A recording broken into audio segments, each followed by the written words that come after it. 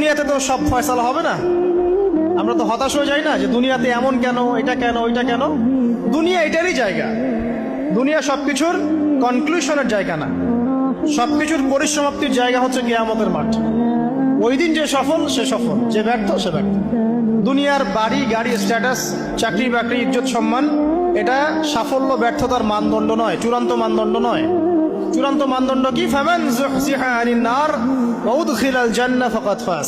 যাকে জাহান্নাম থেকে বাঁচানো হবে, জান্নাতে প্রবেশ করানো হবে, পুলসিরাত পার হতে পারবে, এই একমাত্র ব্যক্তি সফল। সাফল্যের সংজ্ঞাটা জেনে রাখবেন, তাহলে আপনি দুনিয়াতে হতাশ হবেন না ইনশাআল্লাহ। এবার কি হলো, যখন আদম আলাইহিস সালাম সমস্ত নাম শিক্ষা দেওয়া সমস্ত নাম বলে দিলেন, এখানে নাম মানে কিন্তু খালি নাম নয়, জ্ঞান বলে দিলেন, তখন আল্লাহ রাব্বুল আলামিন ফেরেশতাদেরকে বললেন, তোমরা সবাই এখন আদমকে সিজদা করো। ওয়া ইয কুলনা লিল মালাইকাতি ইসজুদু লি আদম। আল্লাহ পাক এবার বলছেন, আমি সমস্ত মালায়েকাকে বললাম তোমরা আদমকে সিজদা করো। ফাসাজাদু, সবাই সিজদা করলো, ইল্লা ইবলিস, ইবলিস সিজদা করলো না। কেন করলে না? ইবলিসকে বলা হচ্ছে, ইয়া ইবলিস মা মানাকা আল্লা তাসজুদা ইয আমারতুক। তোমাকে কে নিষেধ করলো সিজদা করতে ওই আদমকে, যাকে আমি আদেশ করেছি? কে নিষেধ করলো? তখন ইবলিস বলছে, খলাকতানি মিন নার ওয়া খলাকতাহু মিন তিন। আমাকে সৃষ্টি করেছেন আগুন দিয়ে, আর আদমকে সৃষ্টি করেছেন মাটি দিয়ে, আমি কিভাবে তাকে সিজদা করতে পারি?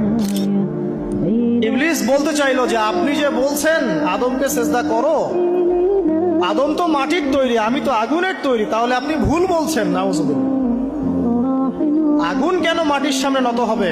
মাটি আগুনের সামনে নত হওয়া উচিত। তার কেয়াস হচ্ছে এমন। কেয়াস মানে কি? তার এটা কি? হ্যাঁ, তার এটা যুক্তি, তার এটা যুক্তি এবং দর্শন যে আমি কেন তাকে সিজদা করব? আমি তো আগুনের তৈরি, আর আদম হচ্ছে মাটির তৈরি। তো খলাকতাহু মিন নার ওয়া খলাকতানি মিন তিন, খলাকতানি মিন নার ওয়া খলাকতাহু মিন তিন। আমাকে সৃষ্টি করেছেন আগুন দিয়ে, আদমকে সৃষ্টি করেছেন মাটি দিয়ে। আবা ওয়াস্তাকবারা, আল্লাহ পাক বলছেন সে উদ্ধত হলো এবং অহংকার প্রদর্শন করলো। আর আল্লাহ পাক অনেক কিছু মাফ করে দেন, কিছু কিছু বিষয় আল্লাহ পাক মোটেই পছন্দ করেন। তার মধ্যে একটা হচ্ছে অহংকার, তার মধ্যে একটা হচ্ছে শিরক, তার মধ্যে একটা হচ্ছে অন্যের হক নষ্ট করা, তার মধ্যে একটা হচ্ছে আদম সন্তানকে হত্যা করা, তার মধ্যে একটা হচ্ছে বৃদ্ধ বয়সে ব্যভিচার করা, তার মধ্যে একটা হচ্ছে মুরতাদ হয়ে যাওয়া। ওই যে খ্রিস্টান হয়ে যাচ্ছেন না, খালি মরেন তারপর বুঝবেন, খালি মালাকুল মউত আসুক তারপর বুঝবেন। আল্লাহ রাব্বুল আলামিন বলছেন তার রাসূলের মাধ্যমে,